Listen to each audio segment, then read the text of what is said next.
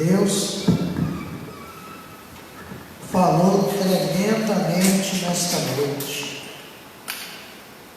mas eu ia ficar sentado hoje, porém eu quero ler um versículo, uma vez que ontem foi ceia, e hoje ainda temos que celebrar a ceia do Senhor, e eu senti de Deus de falar sobre um novo pacto, uma nova aliança, porque nós servimos um Deus que é Deus de pacto, Deus de aliança.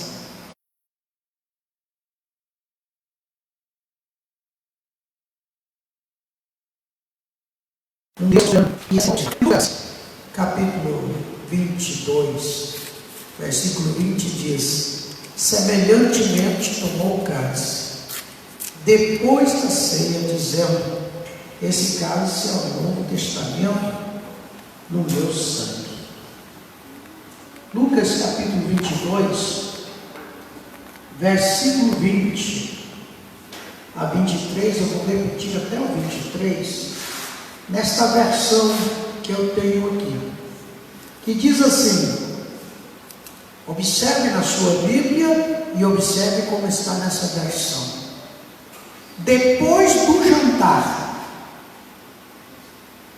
do mesmo modo deu a eles o cálice de vinho, dizendo: este cálice é a nova aliança feita por Deus com o seu povo, aliança que é garantida pelo meu sangue derramado em favor de vocês. Mas vejam, o traidor está aqui sentado comigo na mesa. Pois o Filho do Homem vai morrer da maneira como Deus já decidiu. Mas daquele que está traindo o Filho do Homem. Então os apóstolos começaram a perguntar uns aos outros quem era o traidor. Pacto é uma coisa que até hoje, irmão Reinaldo, o ser humano faz. Pacto, alianças. Eu já li, já observei, já vi dos mais terríveis e absurdos pactos sendo feitos, que me deixou de queixo caído. É incrível os pactos que a gente é capaz de fazer. Ouvi a irmã Alzira falando do que já aconteceu, os problemas, as divisões, os fala de cá, fala de lá. Sabe por que essas coisas acontecem, irmã Alzira? Porque pessoas decidem se unir uma a outra, fazer um pacto. Não importa se o outro está errado, mas eu sou amigo do outro, então eu defendo até a última consequência. E isto não é um retrato só que a irmã viu, os irmãos aqui viram. Isso está no Brasil e no mundo acontecendo. A minha maior tristeza é ver o estado que as igrejas se encontram nos dias de hoje. Deus tem levado os grandes pregadores, Deus tem levado os grandes cantores.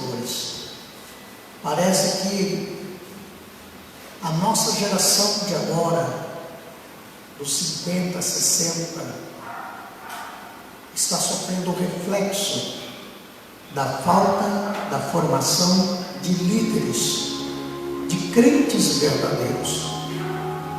A gente sofre com isso. Eu não posso dizer que essa é a pior geração de pregadores que falam, mas seria tão bom se a gente não fizesse aliança para derrubar alguém, para atrapalhar a vida de alguém. Seria tão bom se a gente fizesse aliança, irmãos, para ganhar mais alguém para Jesus. Vendo irmãozinho, uma missionária falando do desejo, eu sei que um missionário passa. E isso eu tenho falado. Quantos têm vontade de estar porque não pode, porque a condição não deixa.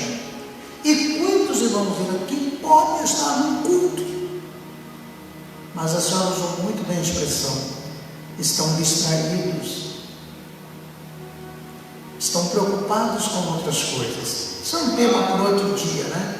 O crente da igreja de Marta e o crente da igreja de Maria. Maria aos pés do mestre, Maria no culto.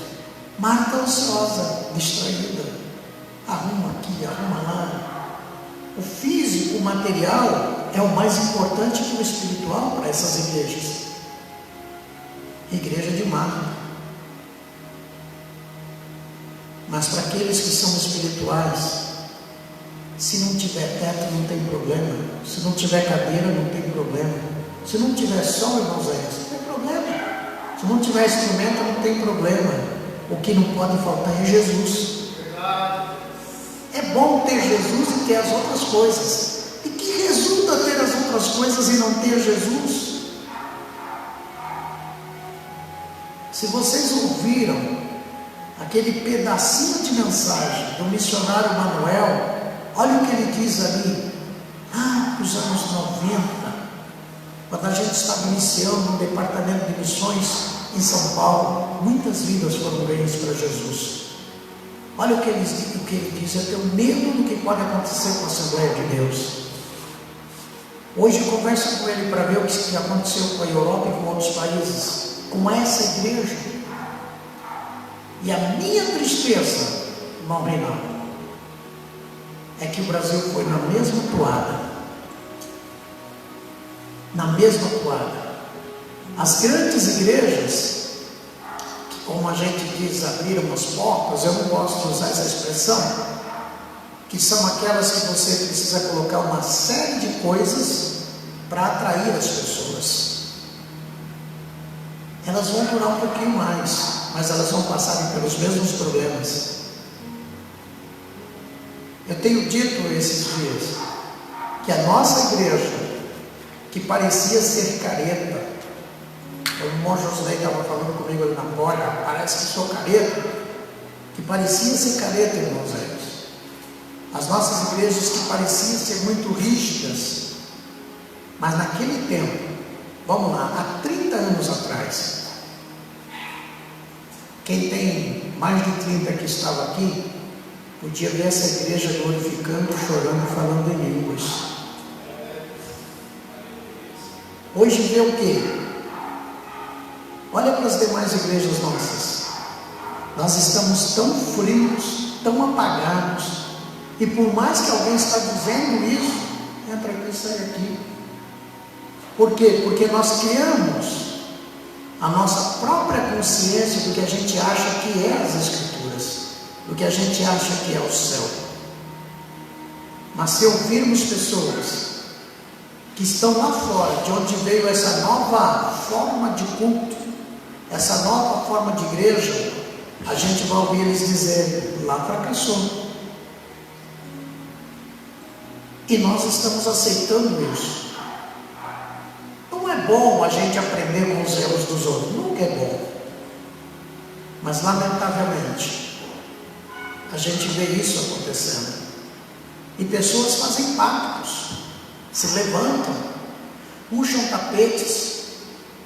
Os pastores que permanecem, nem sempre são aqueles que têm vida no altar, nem sempre são aqueles que dão bom testemunho.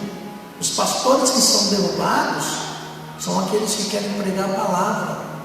Eles dizem, esse pastor é chato, é quadrado, é antiquado, é antigo.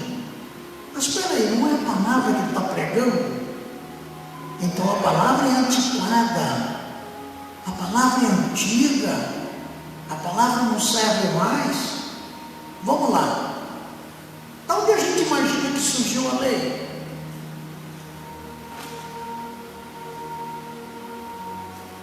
Escrituras. Tudo que a gente vê de lei, sabe, as Escrituras. A Bíblia sempre esteve presente nos tribunais do mundo, claro, países que não gostam de Cristo, não. E juramentos são feitos com a mão em cima da Bíblia. A maioria de nós, irmão Josué, que casou, um dia colocou a mão em cima da Bíblia. Momento amar, confissão. Hoje, a Bíblia não serve mais nos tribunais. O que estamos vivendo no Brasil, que reflexo é esse? Isso me dói muito.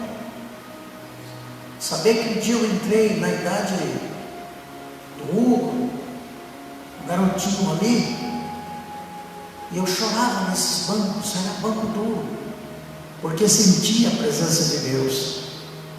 Sabe, uma pessoa pegava o microfone e cantava: era uma oliveira e um ramo quebrado, eu já usei, ali foi enxertado. Essa oliveira, a gente chorava, a gente se derretia. Tem um hino que nem pode cantar mais, irmãozinho. Só entra lavado no sangue de Jesus. Só entra, não pode mais cantar, porque o resto do hino ofende as pessoas. Aí é duro. Que decisão foi essa nossa? De dizermos que, para que falar de línguas? Que decisão foi essa nossa? Para que ficar dando glória a Deus no culto? Que decisão é essa nossa, nesse país cristão? Para que todo dia na igreja? Fazer o quê? Tem que ter tempo para a família, tem que ter tempo para isso, tem que ter tempo para aquilo. Mas eu falo porque eu fiz trabalho em presídios, creches. Os nomes que estão lá, a maioria é Marta, Maria, Mateus, é Josué. Aí conversa com os pais. Eu achava que essas nossas decisões estão trazendo as piores consequências. Hoje, para manter uma igreja cheia, primeiro você põe uma coreografia que depois vira dança, depois vira balé. Eu não sou contra a coreografia, eu gosto, mas viraram danças. As mãos não gesticulam mais só as mãos, elas levantam as pernas nas danças para ver se atrai. Aquelas luzes, tem umas aí eu gosto, não ficar piscando não, com azul, uma vermelho, mas hoje não. A gente pinta tudo de escuro e bota aquele globo de discoteca, à medida que vai batendo os bumbos, os baixos, para ver se enche a igreja. Não vai longe, irmãos. Eu fui à igreja que eu vi pista de dança, e não vai longe. Poderia citar tantas outras coisas. A gente está criando coisas para emocionar, para segurar alguém. Quando eu tomo uma decisão dessa, irmãos, eu não estou preocupado se a pessoa está com as criações que eu estou fazendo. Eu não estou preocupado se ela vai para o céu ou não. Estou preocupado se ela fica na minha igreja, só isso. Eu quero ter a casa cheia. Mas quem tem visão missionária sabe que para resgatar uma alma é mexer na cumbuca do inferno. É colocar a mão num vespeiro de demônios. Vem um preço muito forte, vem uma multa muito grande. Sabe aquele irmão, você sabe o valor que tem uma alma? Quem canta hoje? Quem canta hoje? A gente está esquecendo que Jesus fez um pacto de sangue para nos salvar. Enquanto eu estou falando aqui, milhares por esse mundo afora está fazendo um pacto. Tem uma palavra que eu não posso citar, vou trocar por outra, com o inimigo. Já viu que eu não posso falar outras palavras? Não posso. Não posso falar, mas fora da live eu falo o que é. Pessoas estão fazendo pactos para serem ricas, bilionárias, Sabe quantos crentes que sentam numa igreja rica aí e fez pacto? Muitos. Eu me lembro, né? Não sei se hoje ainda passam isso nas escolas. Histórias de garotos por esses sítios afora, quando o Brasil ainda tinha muito mais selva, animais. Aí se gostavam na infância e corta o dedo aqui, põe aqui, vamos fazer um pacto aqui que a gente nunca vai se largar. Muitos fizeram esse pacto. Coisa de criança, mas era bonito. Garotos na rua, gosta aqui, vamos pegar aqui, pacto, nós somos amigos, ninguém mexe com você, ninguém mexe comigo. Eu poderia citar inúmeros pactos. OTAN é um pacto militar. Mercosul, um pacto comercial, e tantos outros mercados aí, comuns, tratados que são assinados.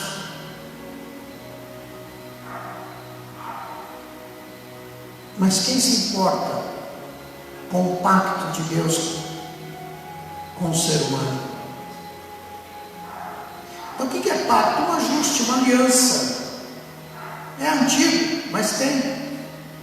Tratado de guerra, pacto familiar, poderia citar um monte. E Jesus está dizendo nesse texto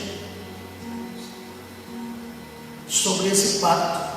Depois do jantar da Páscoa, ele pega o cálice. Ele diz: é um novo pacto. Olha só que interessante. Está aí no versículo 20, uma nova aliança. Um novo testamento. 3 revelações ele faz: pacto, aliança, testamento. O assunto é tão interessante, irmãos, tão profundo falar sobre isso, porque nesse momento que Jesus nos revela isso, era dia dos pães ázimos, e todo judeu tinha que sacrificar para a Páscoa. Um cordeiro era sacrificado. Eu não vou falar aqui do cordeiro hoje, mas eu me sinto muito tocado quando eu penso que esse cordeiro era preservado durante um ano, e tinha que ser um cordeiro sem nenhuma mancha, tinha que ser puro, para ser oferecido nesta época. E a Páscoa era o quê? Quando o anjo da morte passa no Egito, e aqueles que tinham sangue do cordeiro nos umbrais das portas não eram visitados pelo anjo da morte. E toda a casa de todo hebreu que estava no Egito, a poucas horas de serem libertos da escravidão, o Senhor diz a Moisés: pede que eles matem um cordeiro, assem a carne, e com sangue pintem os umbrais das portas. Moisés está assim, surpreso com isso. Parece que eu estou lá vendo a cena. Eles eram escravos, eles não tinham muitos bens. Naquele momento, o faraó estava muito irritado, muito nervoso. Havia irmãos hebreus ali com marcas no corpo, e quantos já tinham morrido? Quantos filhos dos hebreus foram sacrificados no Nilo? Quantos foram mortos? Mas agora chegou o momento da grande vitória. Deus visita o Egito com mão forte. Antes desse dia que eu estou arrepiado, irmão, algo especial de Deus aqui hoje. Algo especial de Deus. Quando eles estão pintando os umbrais das portas, haviam-se passado 12 meses, irmão Josineiro, há 12 meses atrás, antes de eles pintarem os umbrais, Moisés chega no Egito e diz: Deus diz, liberta o meu povo. E Faraó zomba. Vem o sinal das serpentes, e vem as pragas do Egito. Quantas pragas foram? Quem é que lembra? 10. É quase que uma praga por mês. Foi um ano de batalha. O céu e o inferno batalhando por causa do povo de Deus. E Deus me permite dizer aqui nesta noite que está havendo no mundo espiritual uma grande batalha. E de novo por causa do povo de Deus. De novo. E só vai sobreviver quem tem o sangue do Cordeiro nos umbrais do seu coração. Eu tenho certeza que essa escravidão espiritual vai acabar. Que esse peso que tomou conta do povo de Deus de uma forma geral vai ter que acabar. A gente só se alegra quando tem pregador famoso. A gente só se alegra quando tem cantor importante. A gente só glorifica quando vem alguém de fora e grita e pula. A gente só emociona quando fazemos uma festa, um aniversário, um congresso. Parece que nos outros cultos Jesus não vem. Parece que nos outros cultos Jesus não está. Mas Ele está sim. Como está aqui nesta noite. Como falou conosco nesta noite através dos irmãos que antecederam. A tônica da palavra foi uma só. Uma só. Vai dizer para o irmão, tem hora que dá desânimo. Mas sempre uma hora dessa, Deus começa a falar, a gente se renova. A gente toma força. Olha como Deus usou o irmão na porta, o Reinaldo, como Deus usou a irmãozinha, minha esposa bem, o Alex louvando. Como Deus tratou. É tempo, irmãos, de valorizarmos o pacto da cruz do Calvário, o pacto de salvação. É tempo de valorizarmos o pacto da nova aliança, do Novo Testamento. Pode ver que é novidade, é tudo novo, é para nós. Nesse dia dos pães ázimos, Jesus chama Pedro, Jesus chama João, e diz assim: olha, vamos na cidade, está chegando a hora de comemorarmos a Páscoa. Vocês vão encontrar um homem carregando o cântaro, e pergunta para ele onde está o aposento, ou um lugar reservado para se realizar a Páscoa. Diga, o mestre pergunta, onde ele pode comer a Páscoa com seus discípulos. Ora, sabemos, já ouvimos eles pregadores dizendo que não era comum um homem carregar cântaro de água, mas Jesus é Jesus. E justamente quando eles saem, está aquele homem carregando o cântaro.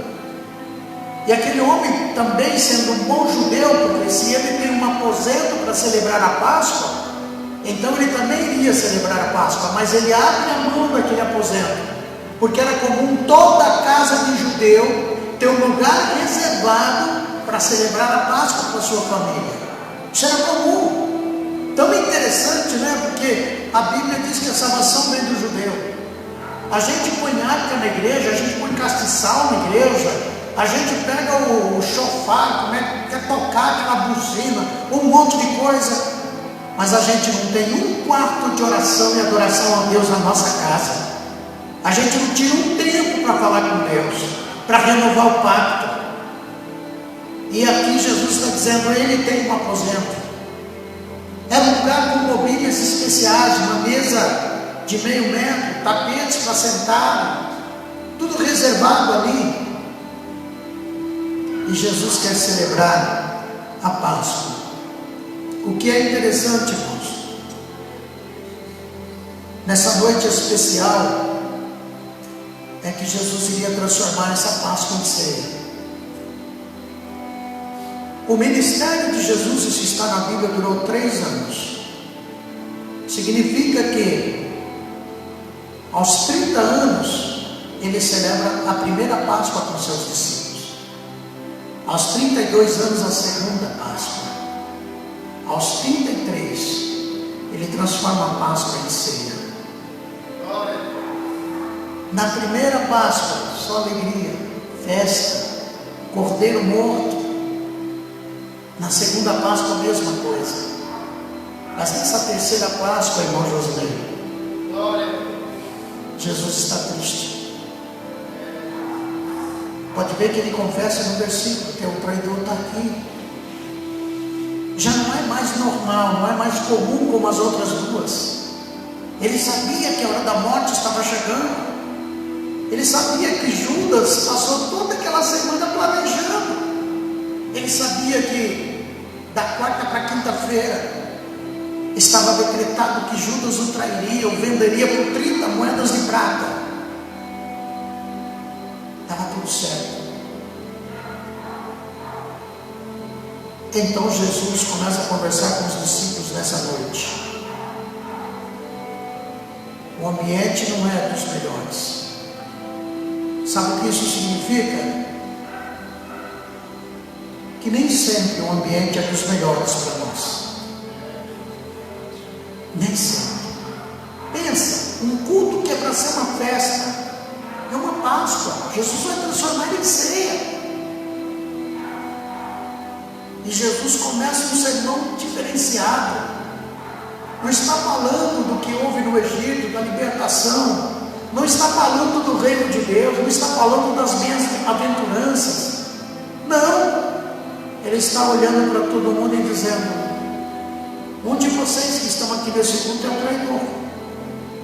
Será que dá para falar isso sorrindo? Jesus está dizendo: alguém aqui já me vendeu. Alguém aqui já negociou a minha vida. E os irmãos que estão naquele culto, os discípulos, apóstolos, um olha para a cara do outro: mas e isso agora? E isso agora? Sabe quantas vezes nós questionamos quando um pastor olhou para a igreja e disse: não estou bem hoje não. Ou muitas vezes o pastor estava triste, chateado, e a gente julgou. Não foi nenhuma nem duas. Jesus passou pelo mesmo processo. Pelo mesmo processo. E como entender essa pregação? Não é a primeira que o povo não entendia, não. Não sei se teve outras, a Bíblia não registrou, mas teve uma que o povo foi tudo embora. Pedro foi: não, Senhor, que pregação pura é essa aí? Significa que nem sempre a pregação vai ser: vou curar, vou abrir porta, vou abençoar. Nem sempre a pregação é: ó, Deus está revelando, vem cá que você está sendo curado, Deus está revelando uma chave de cá. Não. De repente a pregação tem que vir: por que você não confessa seu pecado? Por que você não humilha na presença do Senhor? Por que você não lê mais a Bíblia? Por que você está se envolvendo com as coisas do mundo? Aí, sabe o que acontece lá na porta? Não é o caso daqui. O pastor está pregando diferente, está descendo o corpo na igreja. O pastor está duro. É assim. Se a gente olhar do prisma humano e tivesse nessa ceia, a gente diria: Jesus está caído hoje. Jesus está desanimado hoje. A pregação não está boa hoje não. A coisa está pesada. Mas ali estava Jesus, o filho de José e Maria, 100% homem, mas ali estava o Messias. Como Deus jamais se frustra, como Deus jamais desanima, como Deus jamais perde uma batalha. E ele sabia, pela sua onisciência, do que estava acontecendo. Ele estava preparado para isso. Eu já preguei sobre o Getsemane, quando ele chega lá e diz: Pai, passa de mim, eu não quero passar por isso, mas não faz a minha vontade, faz a sua. Irmãos, olha que cena. Era para ser uma ceia especial, mas ele diz: ó, tem um que vai me vender, vai me trair, já me vendeu, vai me trair. Uma semana muito atípica das outras semanas que Jesus serviu a ceia. Sabe o que eu oro nesse momento, irmãos? Os discípulos ali também vendo a cena. Nas outras ceias, Jesus pega o pão com tanto cuidado, com tanto carinho, para partir. Mas nessa ceia, quando você está sentindo, quando você está ferido, você vai pegar um copo, você quebra. Você vai beber uma água, você derrama. Quando o coração está apertado, você vai pôr a colher na boca, o garfo para comer, a comida cai. Alguém olha assim: clima ali com o irmão não está bom não, com a irmã não. Você fica desse jeito, você fica estressado. Jesus não corta o pão, ele rasga. Ele rasga. Ele sabia que o corpo dele seria rasgado.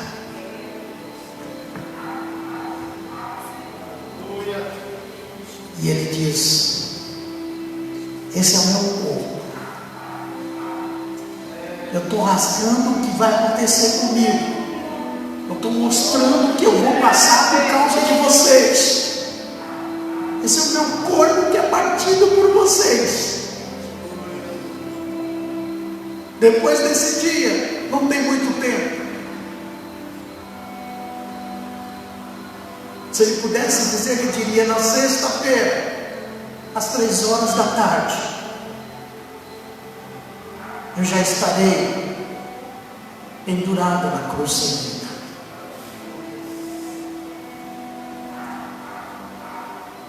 Eu já estarei entregando ao Pai o Espírito.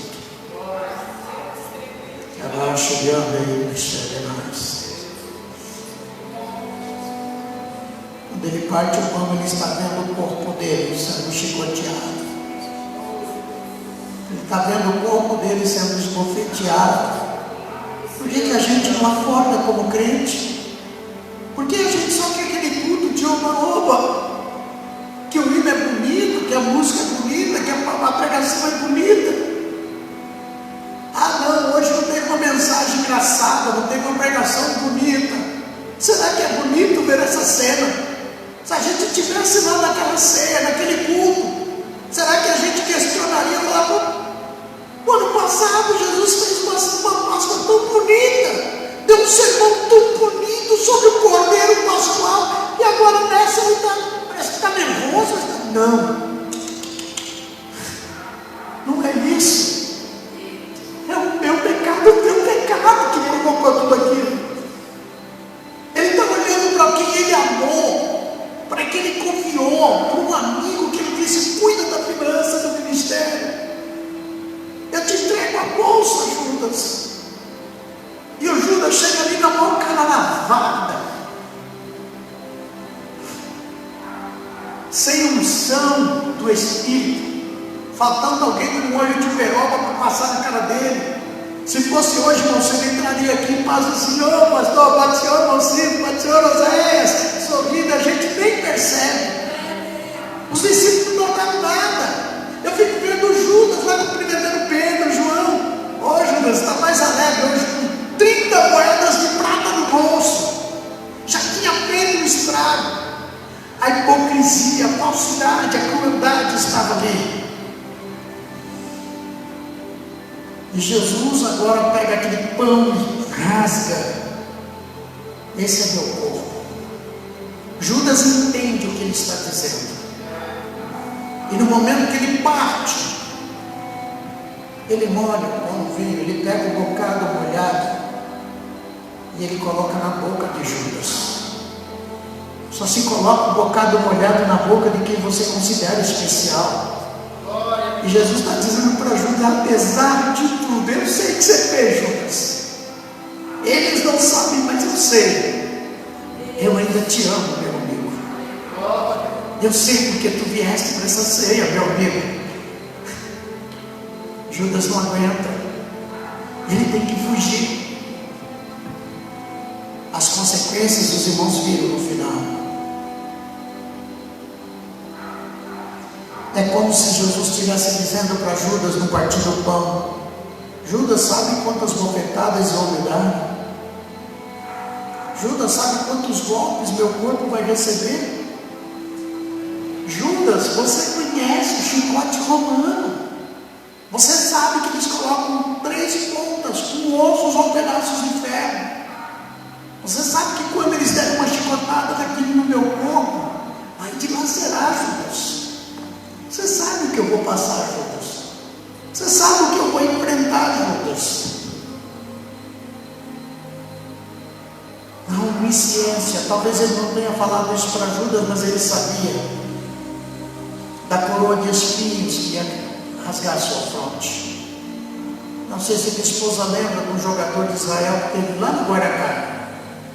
E ele levou um dos espinhos que foi usado para fazer a coroa de Jesus, era desse tamanho, irmãos. E aquilo, quando encosta, parece que encosta, ele quer entrar, parece que tem vida. Eu botei o dedo e já pulhou. Dá para imaginar isso? É como se Jesus estivesse dizendo: Judas, eu vou ficar de castigo sem comer, Judas. A cruz, Judas, vai pesar sobre meus ombros, Judas. Olha que situação, irmãos. Você sabe, Judas, eles vão me crucificar. Eles vão furar meus mãos. Eles vão furar meus pés. Você sabe, Judas, que eu saio do tribunal romano, do pretório, e eu vou ser chicoteado até chegar lá no Gólgota. Quando ele rasga o pão, ele está querendo dizer isso para Judas. Os discípulos ainda não entendem nada. Os discípulos sequer estão compreendendo que ele já dizia que iria morrer, mas que ressuscitaria. Mas está aí a mensagem. A lança vai me furar, Judas. Vai perfurar todo o meu lado. Mas quer saber? Ele dirige para todos agora. Do jeito que eu rasgo esse pão, meu corpo será rasgado. E quando vocês se reunirem para ceiar, façam isso pensando em mim, no que eu fiz por vocês. Façam isso em memória de mim. Ceiem, participem do pão, participem do cálice, porque esse é um novo pacto. As pessoas fazem pacto de sangue com o diabo, mas Deus fez pacto de sangue conosco. Sangue do Cordeiro da cruz do Calvário. Ele disse assim no versículo seguinte: semelhantemente tomou o cálice, depois de ceiar, dizendo: esse cálice é o Novo Testamento do meu sangue, que é derramado por vós. Quero destacar esse ponto aqui, já vamos concluindo. O vinho está presente na cultura judaica em muitos casamentos. Creio que mais ou menos mais de 140 vezes aparece na Bíblia. Sabe lá Abraão, quando vence alguns reis, ele vai dar o dízimo de tudo para os sacerdotes, que tipificava Cristo. Então, o sacerdote lhe dá pão e vinho como pacto. É tão interessante, irmãos, que quando Noé sai da arca, um pouquinho antes de Abraão, ele planta uma vinha. Tamanha a importância do vinho nesse contexto.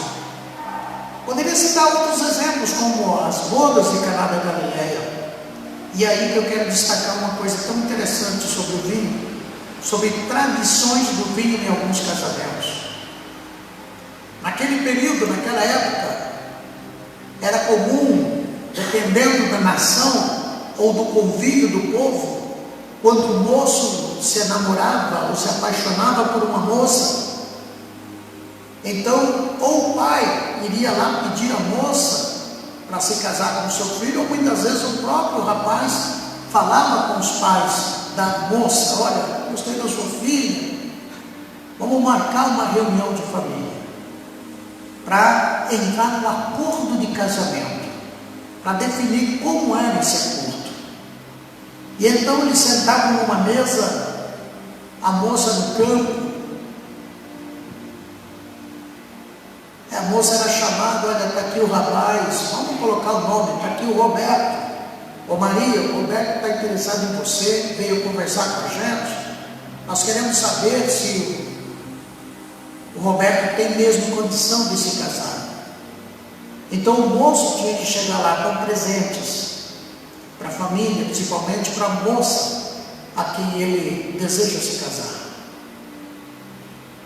E durante esse acordo, eles se sentavam a uma mesa e eram colocados taças, uma para o moço, uma para o pai a mãe da moça, o pai da moça, a mãe da moça,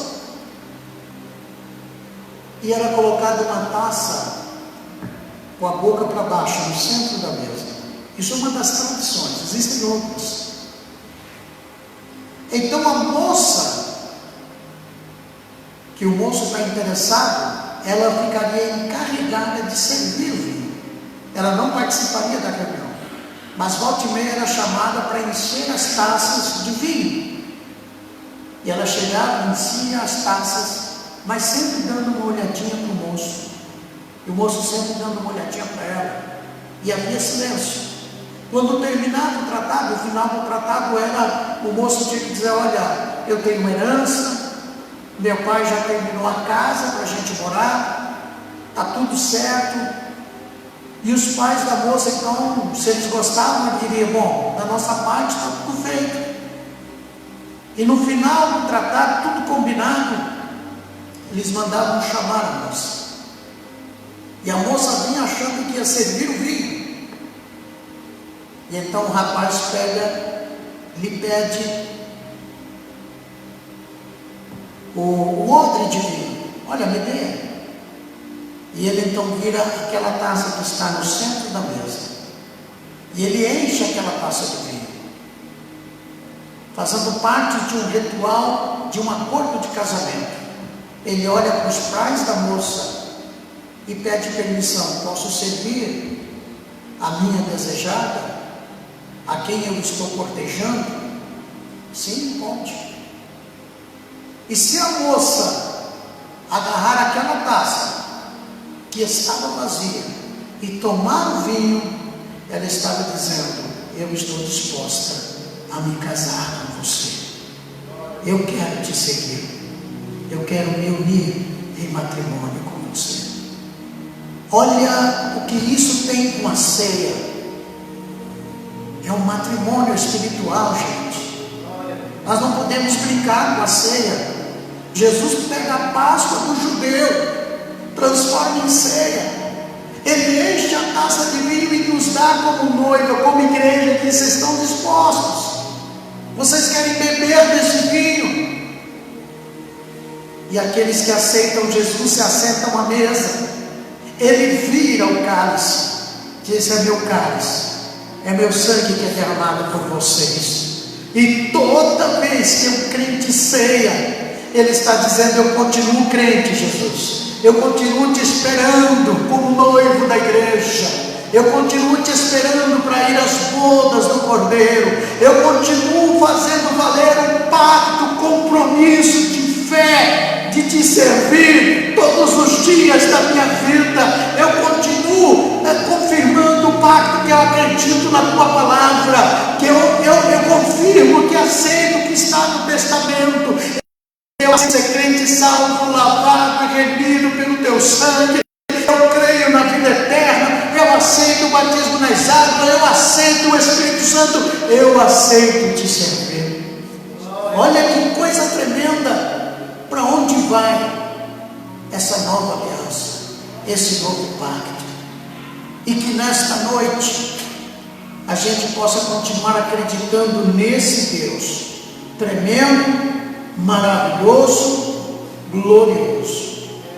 Porque, irmão Ciro, quando Jesus derrama o sangue por nós, Ele está dizendo: está disposto a ser crente, a me amar? Quando a gente pega a ceia, esse cálice, novamente Ele nos pergunta: você continua me amando? Você continua sendo fiel?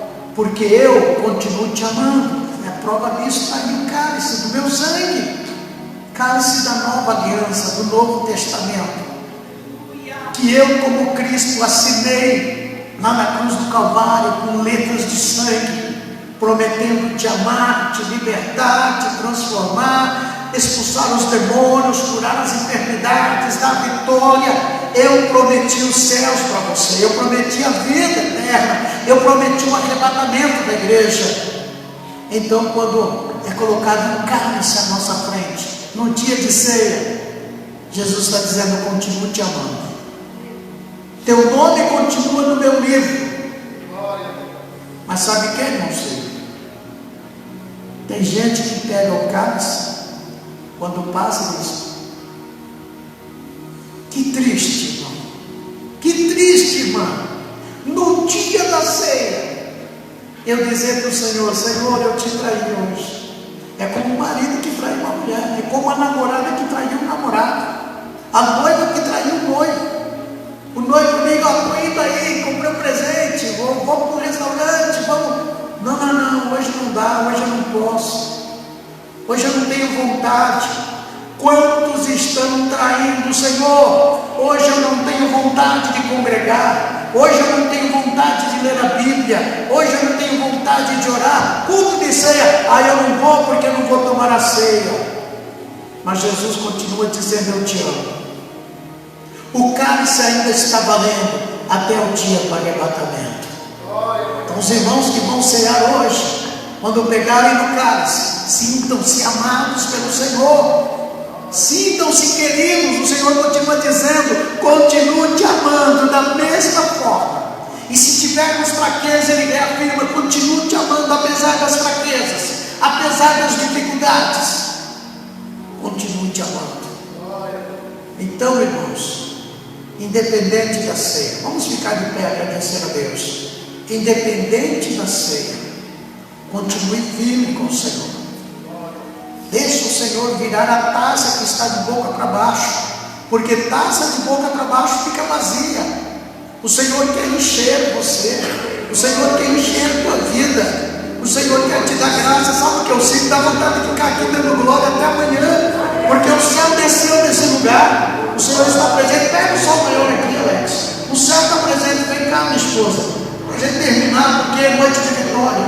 É noite de vitória.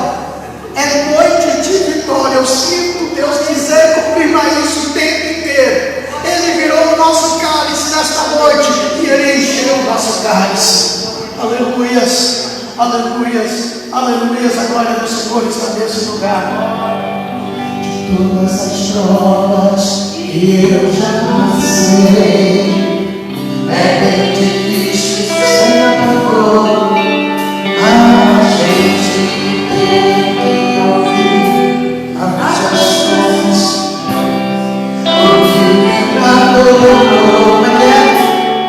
em praças do passado bem, que queremos fazer parar, ou mesmo palavras de alguém que não quer